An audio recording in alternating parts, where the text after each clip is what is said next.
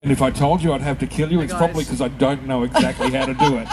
But certainly it does involve putting a great deal of pressure on, causing the sail to turn and try and fly high, and then take the pressure off quickly so it wants to continue in its own loop. So he can actually get that kite to fly upside down and just hover. So they're very, very clever like that.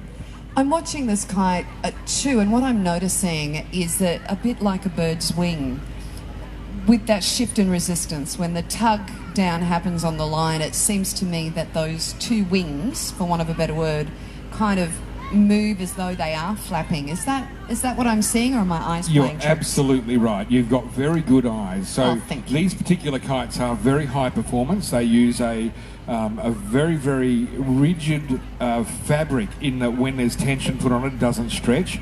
And often they're going to be carbon fibre rods in them, so they get very little flexibility, and it allows the sail to pop. And when you put lots of pressure on, it actually changes the shape of the wing, gives you more lift or less lift, and that's how they control it, through the pressure through the lines. Okay. I'll invite two spectators in the crowd here. What a beautiful crowd, by the way. Look at all you fabulous people. My goodness, this is a sensational turnout for our first day of this beautiful two-day event. I'll invite spectators as well to enjoy the movement of the kite, but take a moment to observe the flyer too, and the incredible strength and just nuance that's going on the ground as they move these kites in the air. It's a beautiful thing. Now we've got this big circular kite. It's got like the Grand Prix finale move through the kite type scenario going on. It does in fact have that moment of the finishing flag, yes. And it's known as a bowl, a B-O-L. And yes, it is a type of kite, and this particular one is being flown by Danny Lau from Malaysia. And they just give you colour and movement, but this particular one has a serpentine feel as it moves through the air and picks up the wind. So just a lovely way to put colour and movement on the ground. We've been observing the shift in the wind conditions throughout the day. It seems to have come to be a bit quieter now. The wind has died down a little bit. Is a kite like the bowl a good kite for flying in this type of wind condition?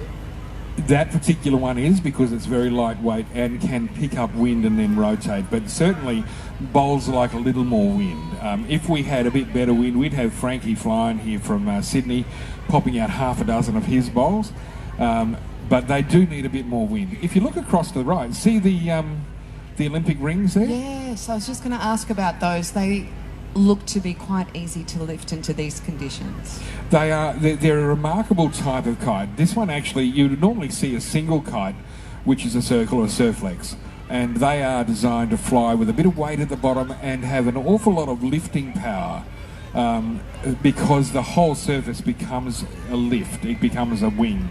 By the time you gang 5 of them together, they become quite stable, and this one of course was developed for the Olympics, and you see the Australian flag below it there. It's beautiful.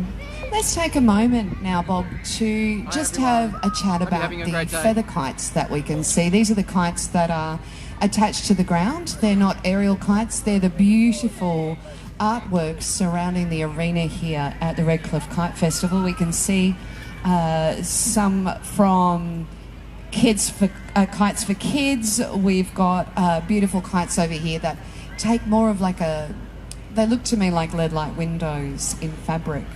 Tell me more about those. We do call them a feather kite, and they actually stand on a fiberglass rod, very much like a fishing rod, and then are staked to the ground. And if you look around, you'll see a number of them. The ones on the edge of the field out there are all by Linda Sanders from Oz Kite Feathers, out of South Australia. And I had the pleasure of visiting her workshop a couple of years ago and seeing how she made them. And